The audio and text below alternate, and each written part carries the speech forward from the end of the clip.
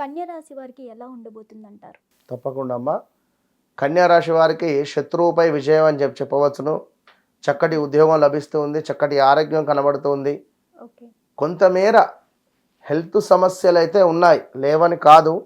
Okay. కానీ ఈ మనకు గురువు యొక్క మార్పు వల్ల మనకు కొంత పాజిటివిటీ అయితే కనబడుతుంది.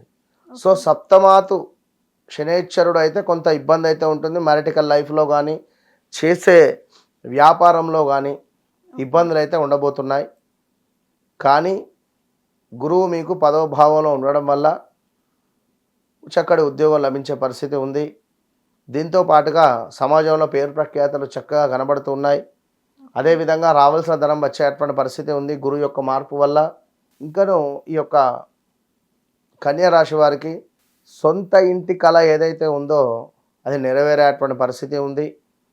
దీని తర్వాత సంతానం కాని వారికి కొంచెం సంతానం విషయంలో ఇబ్బందికరంగా ఉండబోతూ ఉన్నది. సో పిల్లలు ఉన్నత చదువుకై బయటి దేశాలకు వెళ్ళాలి అనుకున్నా కూడా పిల్లల యొక్క జాతకాన్ని చూయించుకోవాలి. కన్యా రాశి ఈ ఇంట్లో మరొకరికి సంపాదన మొదలయ్యేటువంటి సంవత్సరం ఈ యొక్క గురువు యొక్క మార్పు వల్ల. అదేవిధంగా వివాహం కాని వారికి తండ్రి లేని సంబంధాలు వచ్చే పరిస్థితి ఉంది.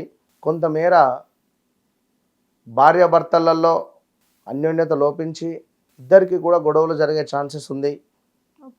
పార్ట్నర్షిప్లో బిజినెస్ చేసేటువంటి వారికి ఇక ఈ బిజినెస్ వద్దు, నేను విరమించుకోవాలి అనేటువంటి విధంగా కనబడుతుంది.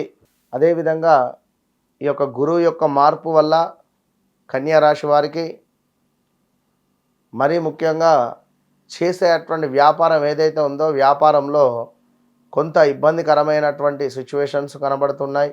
సో ఓవరాల్గా ఈ యొక్క కన్యా రాశి వారు ఖచ్చితంగా కూడా శనైశ్వరుని యొక్క హోమము చేసుకునేటువంటి పరిస్థితి కనుక ఈ యొక్క శనికి సంబంధించి సప్తమ శని దోష నివారణాసిత్యర్థం యథాశక్తి శనైశ్చర జపే వినియోగ అని జపాన్ని చేసి హోమాన్ని చేయించుకోసి నల్ల నువ్వులను దానంగా ఇవ్వండి. మంచి ఫలితం ఉంటుంది. All the best.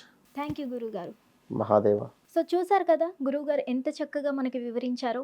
మీకేమైనా అనుమానాలు ఉంటే ఈ కింద స్క్రోల్ అవుతున్న నెంబర్కి కాల్ చేసి గురువుగారిని సంప్రదించవచ్చు.